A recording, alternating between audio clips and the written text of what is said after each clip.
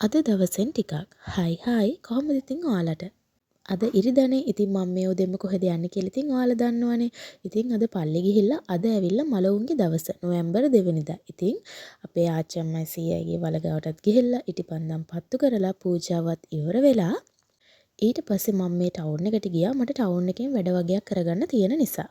ඉතින් හෙට මම මගේ මොන්ටිසෝරිගේ බබාලා අරගෙන කෝවිල් යනවා. ඉතින් ඒකට ගන්න ඕනේ චූටි බඩු වගේක් තිබ්බා. ඊළඟට මම ගියේ මාළු ගන්න. එතනට යනකොට තිබ්බා මං ආසම කරන කෑම තමයි කකුලුව. ඉතින් අද සී ෆුඩ් කෑම හදනවා කියලා කකුලුවයි දැල්ලොයි ඉස්සොයි ඔක්කොම අරගෙන මම උදේට කන්න කෑමත් අරගෙන ඉක්මනටම ගෙදර ආවා.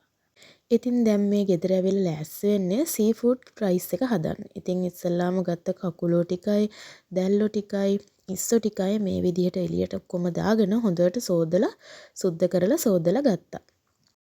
ඉතින් ගෙදර හැමෝම හිටපු නිසා ඉතින් ඔක්කොටම කන්න කැමතියි කියලා කියපු හින්දා අපේ අම්මා තමයි මේ සුද්ධ කරන්නේ කකුලුව. මොකද ඇත්තටම මම නම් දැනගෙන හිටියේ නෑ කකුලුව සුද්ධ කරන්නේ කොහොමද කියලා. ඉතින් අම්මා තමයි කියලා දුන්නේ මේ කොහොමද කකුලුව සුද්ධ කරන්නේ කියලා හරියට.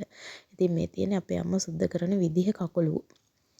ඉතින් මේ විදිහට කකුලුව ටික ඔක්කොම සුද්ධ කරගෙන සෝදලා ඊළඟට දැන් ලෑස්තිනේ ක්‍රැබ් කරි එක හදන්න. ඉතින් මේ තියෙන්නේ ඒක හදපු විදිහ. ඔයාලත් මේ විදිහටද හදන්නේ කියලා බලන්නකෝ. ඉතින් ওই විදිහට තමයි ක්‍රැබ් කරි එක හැදුනේ. ඉතින් මේ විදිහට අන්තිමට මුරුංගා කොළ ටිකක් දැම්මා. මොකද කකුලු උෂ්ණ හින්දා ඒක චුට්ටක් නැති වෙනවලු මේ මුරුංගා කොළ දැම්මට පස්සේ. ඉතින් ෆයිනලි ඔන්න අපේ ක්‍රැබ් කරි එක. ඉතින් ඒක හදලා ඒක පැත්තකින් තියලා ඊළඟට ලෑස්තුනේ අපේ රයිස් එක හදන්න. ඉතින් ඒකට මේ විදිහට ඉස්සෝ ටිකයි දැල්ලෝ ටිකයි තෙලට දාලා චුට්ටක් තෙලේ තැම්බෙනකන් එහෙට මෙහෙට කලවම් කර කර හිටියා. ඉතින් ඒක තැම්බිලා ඉවරනාට පස්සේ ඒකටම කැරට් ලීස් ඒ අවශ්‍ය දේවල් ටික ඔක්කොම එකතු කරගෙන පොඩ්ඩක් හැඳිගා ගත්තා. ඉතින් මේ තියෙන ටිකක් තියලා ඉවරනාට පස්සේ ඉතින් ඒකත් එක්කම බිත්තර ටිකකුත් වෙනම තැම්බෙන්න තියලා අන්තිමට මේකට අපි හදාගත්ත බත් එක එකතු කරගත්තා. ඉතින් මේ බත් ටික එකතු කරගෙන මේ විදිහට කලවම් කරලා කොහොම හරි ලිපෙන් බාගත්තා. ඔන්න ඉතින් මේක තමයි අද දවල් කෑම එක. කකුලුව කරි එකයි සී ෆුඩ් රයිස් එකයි.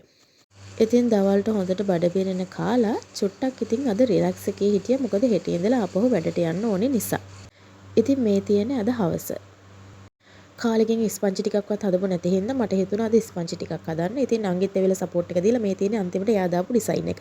ඉතින් ওই විදිහට ස්පංජි ටිකකුත් හදාගෙන මම ඉතින් ඒකකුත් කකා මම ආසම පොතක් කියවන්න පටන් ගත්තත් දෙවනි පාරටත්. ඉතින් ඔහොම තමයි අද දවසේ වැඩ ටික ඉවර වුනේ. ඉතින් ආයෙත් හම් වෙනකන් අදට ගිහිල්ලා එන්නම්. බයි.